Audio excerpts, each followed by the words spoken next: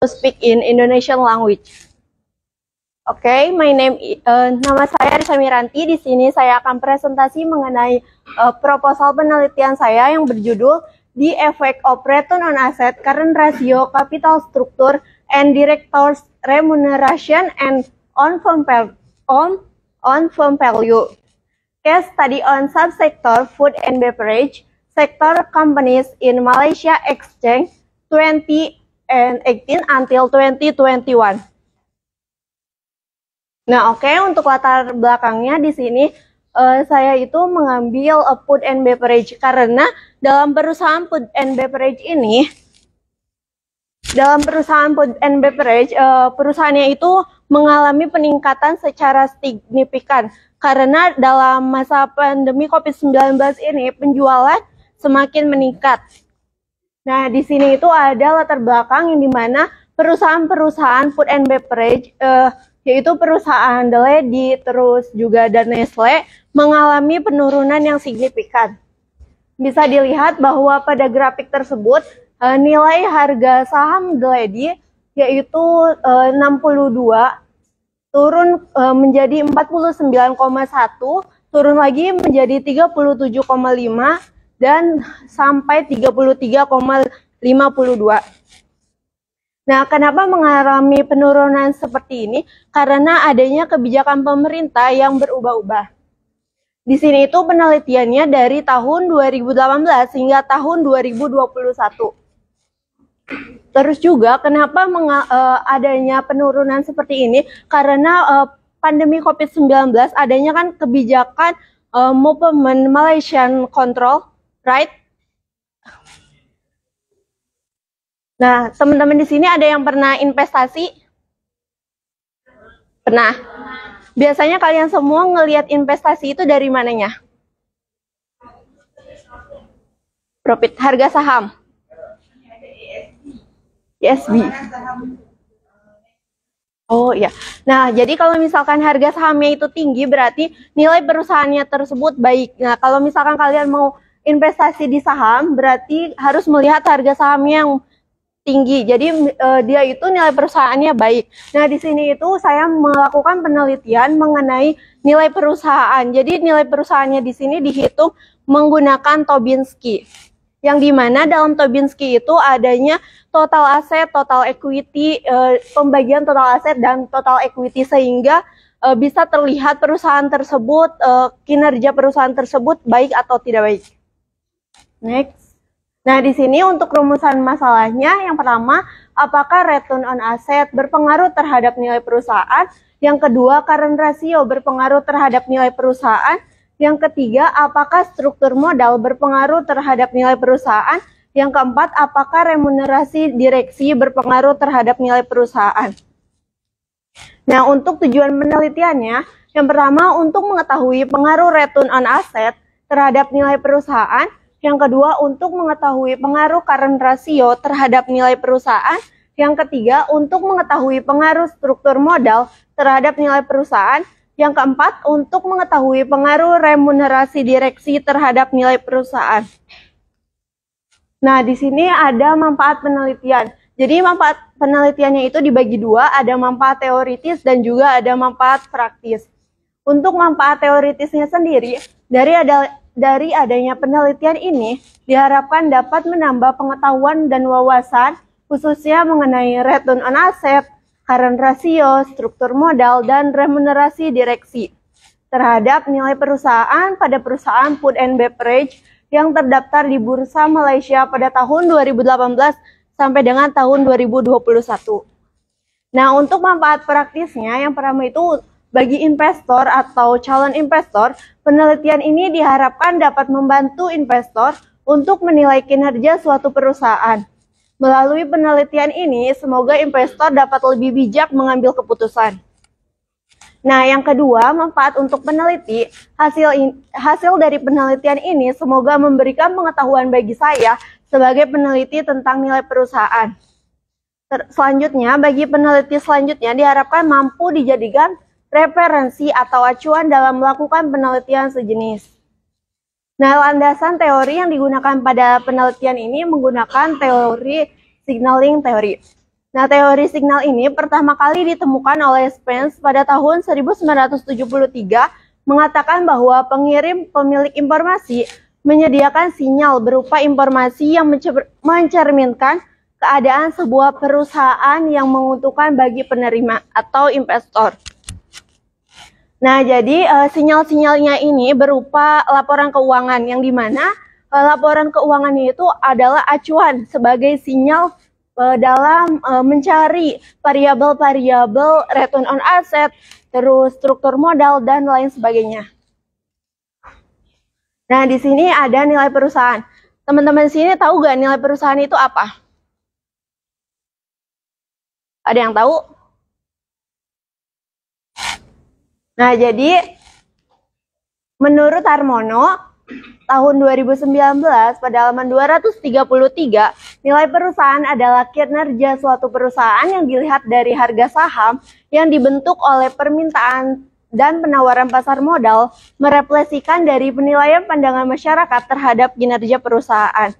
Ya, yang tadi dibilang bahwa saya di sini melakukan penelitian nilai perusahaan menggunakan Tobinsky karena di dalam rumus tersebut adanya jumlah saham beredar dikali dengan harga saham terakhir ditambah dengan nilai aset dan juga total ekuitas.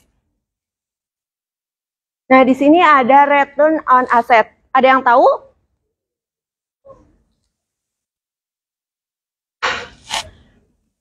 Nah, return on asset menurut Kashmir pada tahun 2016, halaman 201, return on asset digunakan untuk menunjukkan kemampuan perusahaan menghasilkan laba dengan menggunakan total aset yang dimiliki. Berarti di sini itu kita itu bisa melihat apakah perusahaan tersebut sudah efektif atau belum dalam menghasilkan laba menggunakan total aset yang dimiliki. Nah, di sini juga ada variabel kedua yaitu current ratio. Ada yang tahu? Tahu. Nah, jadi menurut Kashmir pada tahun 2016, current ratio adalah rasio yang digunakan untuk mengukur kemampuan perusahaan dalam membayar kewajiban jangka pendek atau hutang yang jatuh tempo pada saat penagihan. Nah, di sini ada struktur modal. Menurut Irham Fahmi pada tahun 2011, struktur modal merupakan gambaran proporsi keuangan perusahaan, yaitu antara modal yang dimiliki bersumber dari hutang jangka panjang dan modal sendiri. Nah, berarti di sini itu struktur modal bisa melihat perusahaan tersebut, apakah perusahaan tersebut itu menggunakan modalnya itu sendiri atau lebih banyak menggunakan hutang. Kalau misalkan si perusahaannya itu menggunakan modal sendiri, berarti perusahaan itu bekerja dengan baik gitu. Kalau misalkan dengan hutang, berarti harus ada yang dilunasi nanti ke depannya. Nah, untuk variabel X4, remunerasi direksi. Nah, di sini menurut Widya pada tahun 2018, remunerasi adalah imbalan yang diberikan kepada pegawai atas kinerja yang dilakukan dengan tujuan mensejahterakan pegawai. Biasanya berupa finansial dan non-finansial.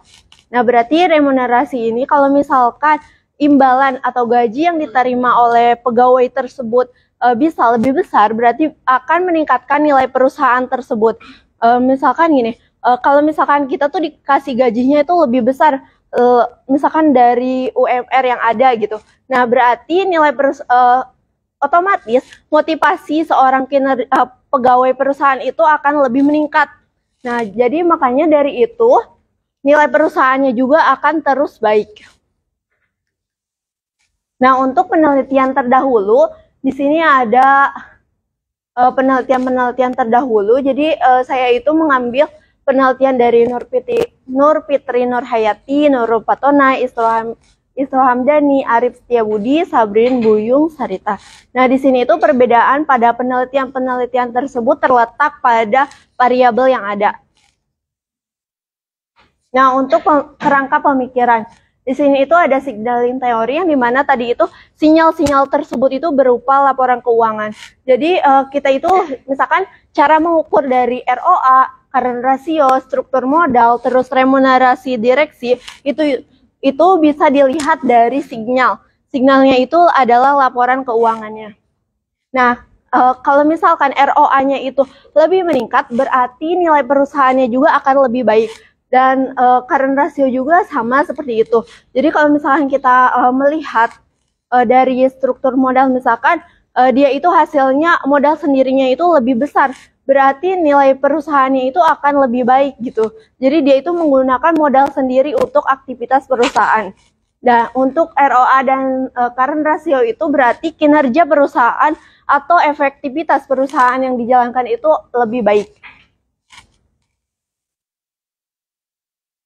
Nah, untuk hipotesis dari penelitian sebelumnya, return on H1 itu return on asset berpengaruh positif terhadap nilai perusahaan, current ratio berpengaruh positif terhadap nilai perusahaan, struktur modal berpengaruh positif terhadap nilai perusahaan, remunerasi direksi berpengaruh positif terhadap nilai perusahaan.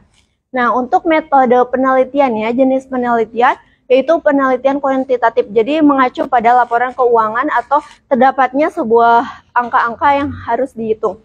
Sumber data yang digunakan adalah data sekunder, adanya acuan terhadap laporan keuangan, jumlah populasi, yaitu menggunakan perusahaan subsektor food and beverage pada tahun 2018 sampai dengan tahun 2021.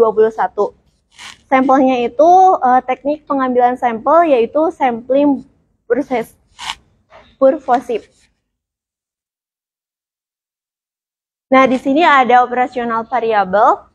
Variabel dependennya tadi nilai perusahaan, pengukurannya menggunakan Tobinski, yaitu pengalian dari harga saham beredar dikali dengan harga saham terakhir ditambah dengan total equity dibagi dengan total aset. Skalanya itu rasio.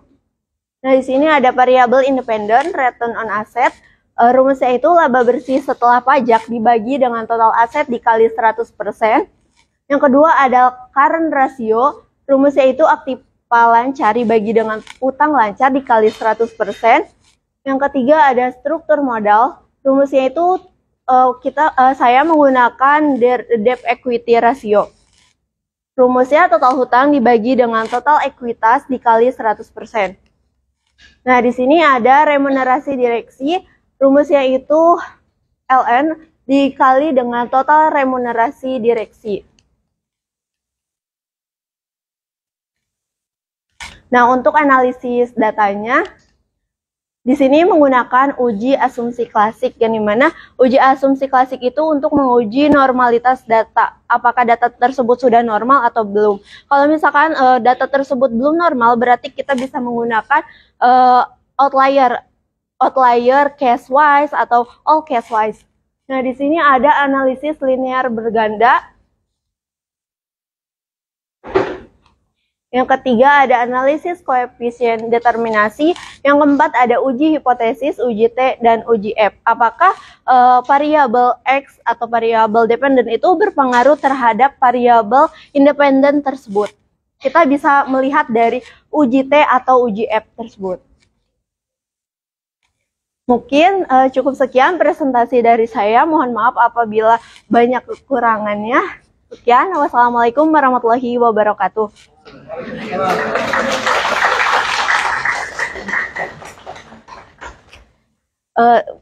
Teman-teman semua, apakah ada pertanyaan?